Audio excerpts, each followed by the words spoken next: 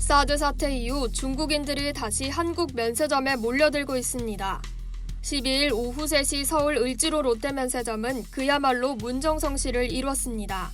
어림잡아 수십여 대의 관광버스가 면세점을 에워싸 체증을 빚을 정도였는데요. 매장 안도 마찬가지입니다. 일요일 낮 시간임을 감안해도 브랜드 점포마다 긴 줄이 이어지고 엘리베이터가 10,000원일 정도로 붐볐습니다. 인기가 높은 설화수와 후매장은 몰려든 인파에 그야말로 판매원이 정신없을 정도였습니다. 중국 선양의 건강식품 보조기구 업체인 이융탕 직원들은 지난 7일 인센티브 관광차 5박 6일 일정으로 한국을 찾았습니다. 2017년 중국 사드 보복 이후 사상 최대 규모인 5,000명입니다. 이들 이외에도 겨울방학을 맞아 3,500명의 중국 수학여행 단체가 서울, 인천, 대구 등을 방문했습니다.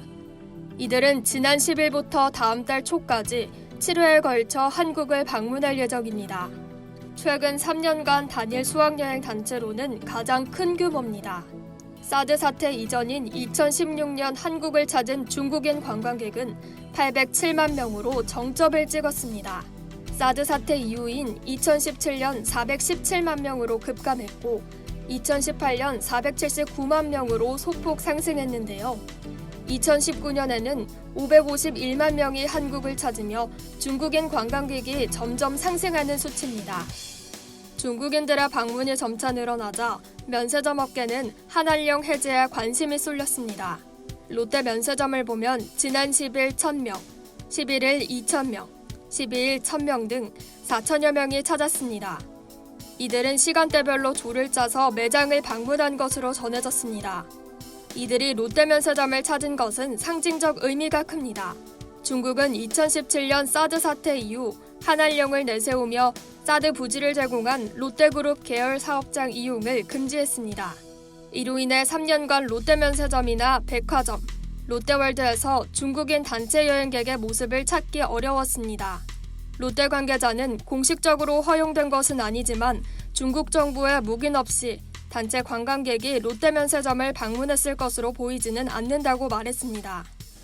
지난 연말부터 시진핑 중국 국가주석의 방한 얘기가 간간히 흘러나오고 있습니다. 청와대는 확정된 것은 아니라며 말을 아끼면서도 시기를 포함한 관련 내용을 논의 중이라는 점은 인정했는데요. 시진핑 주석 방안이 성사된다면 2016년 사드 배치 결정으로 악화된 한중 관계 개선에 속도가 붙을 수 있습니다. 특히 한알령 완전 해제로 이어질 것이라는 관측입니다.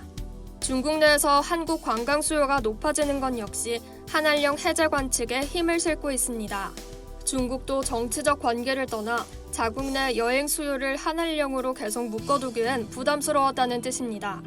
한국관광공사에 따르면 중국인들은 한국을 방문하는 주요 이유로 쇼핑을 꼽았습니다.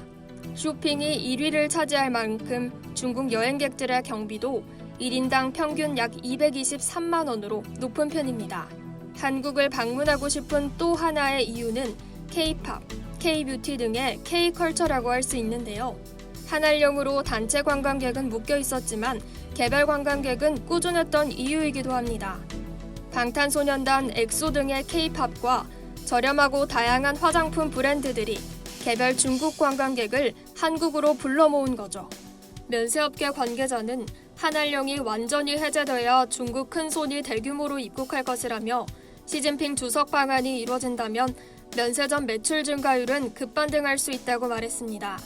이상 여의도튜브였습니다.